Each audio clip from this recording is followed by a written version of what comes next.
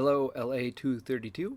In this video I will go over some of the items we covered in class on Monday as well as a few others, and the one thing I'd like to show you that I did show in class but a couple of people were struggling with is where to put the plugins. And in the class Blackboard there's a downloadable file that contains the Ruby scripts, and if it just ends in .rb it goes directly in the plugins folder. But this soapskin bubble one was throwing people for a loop, so I put it in a folder called These Go Under Tools for a pretty clear reason. There's two files in here, a folder and a file, and I am going to copy those. And on Windows you'll need to go to Computer, to your Program Files. It may be under just Program Files. You may have one called x86. That's where mine happens to live. There is Google, Google SketchUp 8. And normally everything goes in plugins. And you can see I've put the compost spray here, the compost spray folder, the compost spray toolbar, as well as the other ones. But the soapskin bubble, these two items, go in the tools folder over here. And I've already put mine in here, but if I paste them, it wouldn't make any changes. Now, once it's installed, if you do not see the soapskin bubble toolbar, and not all plugins or not all Ruby scripts have toolbars, but the soapskin bubble does. If it's missing, you'll want to go to View, Toolbars, and it should be right there. So there's the soapskin bubble, and I'll be showing you how to do that in one of these videos. Quickly, I'd like to do an overview of what we did in class to get set up. So we started by importing that sketch right here, the Boulder Plaza. Very important that it's set as Use as Image. Now SketchUp needs to know two things: where to start this import and where to finish. Now in class I said you could just type 100 feet and hit enter, and that works really well if you happen to know the exact real world dimension. It should measure width from here to here along the red axes. Now this one is not 100 feet, it's something different, but just know that you've got that option. But what this does have is these measured dimensions, and it's just a sketch, so it's not going to be perfect, but it'll be close enough. And sometimes I like to take the pencil tool and I'll draw something just to outline it, just for the sole purpose of when I grab the tape measure tool, it gives me something to snap to. So I will measure that, click there, and then type what I'd like it to be, which is 24 feet, and hit enter. And you'll be prompted if you want to resize the model. Hit yes. So step one is done. I can erase that line. And what I'll do now is explode this. And by exploding it, it will allow me to draw on top of it and push-pull it like it was a kind of a freeform geometry. Now, I did that very quick because it's very easy to take the push-pull tool and align this to the edges like so. And see what I'm doing here is I'm trying to get the outer edge of that. Now, here's a little trick too. In class I had you set this to 4 feet. I just did this very arbitrarily. A lot of times I'll draw some helper geometries just off to the side, so I'll create a little box and I'll make this 4 feet and hit enter. Now I can push pull this, and notice as I hover my cursor it references that height, so that works really well. Another thing that's really nice too is you can scale to that height. You can't, if I select this and I grab the scale tool, you can't type 4 feet and have it go to 4 feet. You can only type a percentage when you scale something. But the scale tool very conveniently will also reference geometry. So see what's happening with my shape. Reference, now that is exactly 4 feet tall, which is exactly what we want. So let's delete that. And I'll go ahead and draw the steps in really quick with this rectangle tool. Let's get the grass out of here first. And the sketch only has got a couple steps. We're going to make more. Now here's something that's interesting. And let me turn on this mode here. You don't want to do this. Take a look at where this corner is meeting down here. And if you just eye it, it will never line up perfectly. But if you just hover, and I've showed you this multiple times, all you have to do is hover on top of it. And once you do that, it will infer. And now notice how it snaps. So in SketchUp, when in doubt, hover to encourage an inference snap. Let's go ahead and do that. And you know what? Let's do it this way. Select that, grab the move tool, make a copy. And I will type 3, divide. You know, these don't need to be perfect. So I'm just going to I.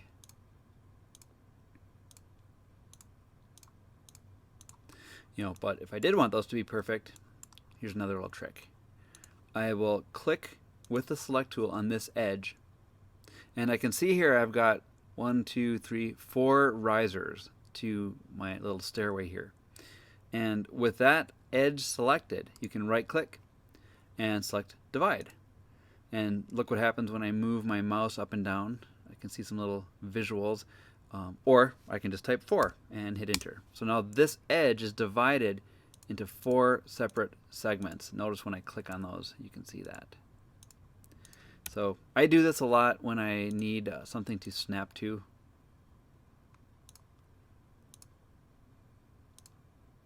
So I'm starting the push-pull, inferring that endpoint. Now they are perfect. After I just got done telling you they don't need to be. Alright, let's take a erase that, and let's take a look at this side.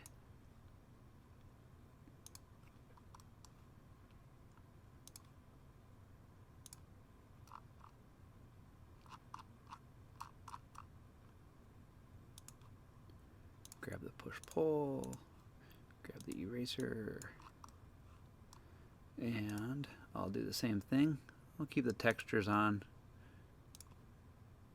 Hover, and yeah, that looks good.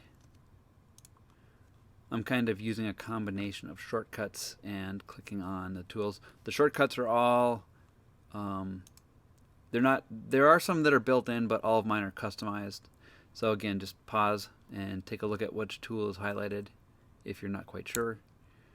In this one, I'm using the select tool and then the move tool. Moving that line from here to here, and then this one I'll do 4 divide. So this one will have 5 risers, and this one I won't be quite as picky.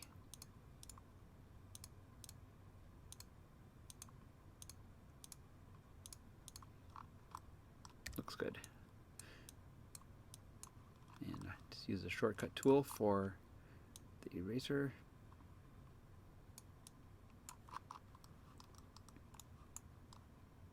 Let's see how it looks.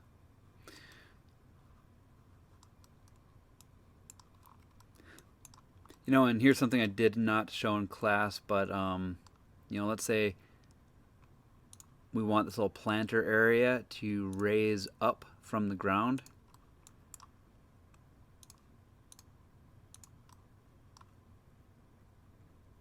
So let's erase that.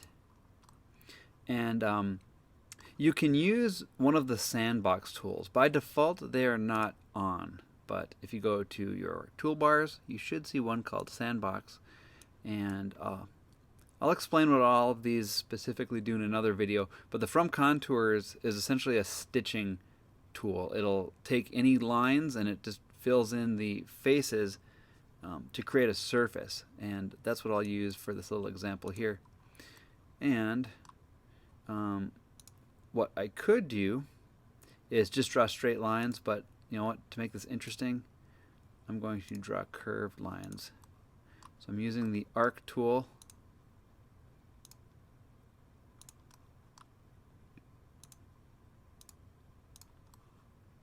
And see how that curves. And we'll even make this curve out just a little bit like that. So the From Contours works on line segments and only line segments. You can select more than line segments, but sometimes it gets confused if you select too much. So what I'll do is with the select tool, hold down Shift and I'm going to very carefully select these 4 edges. And if you accidentally select a face, just keep holding down Shift and click on it again, and it'll go away. So I've got that loop selected. Then I will click on the From Contours, and voila, it kind of just stitches them in. Sometimes it doesn't quite triangulate like you'd like it to. If I hit my hidden geometries, I can see what this did. That's actually not too bad. But you know, I could, if I really wanted to get picky, erase these and redraw them.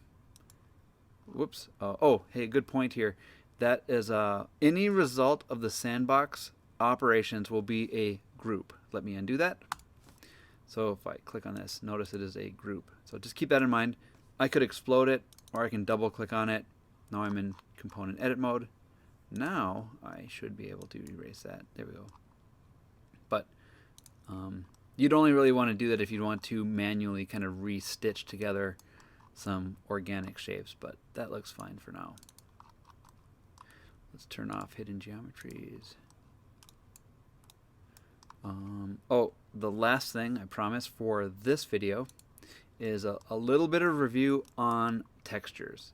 Any texture, if you're not sure, if you right click on it, go to texture, and it'll show you if it's projected or not. This one happens to be projected. So if I were to sample this, grab the paint bucket, hold down Alt, or not. Windows is just being a little weird here. There, I do have it held down. It will sample that, and notice over here it's now loaded up in my brushes. And now I can paint it, but this is not going to work, and I'll show you why. So notice how it looks very messed up. Let's undo that. The reason is very, very important when you're working with any components to always think about, are you doing something to the component itself or to the contents of that component? So I applied that texture directly to this component, which is not what I wanted to do. If I edit this component by double clicking, then grab the paint bucket tool, and I can see that texture still on deck here. Now it projects onto that surface, but I'm inside the component, as you can see by this dashed edge here. So if I click out, and if I go to a top-down view, you can see that everything is lining up very perfect. Let's get rid of those outer edges. There we go. So I will stop this video here. This should get everyone caught up to what I had you following along with for most of class. I will continue this in the next video.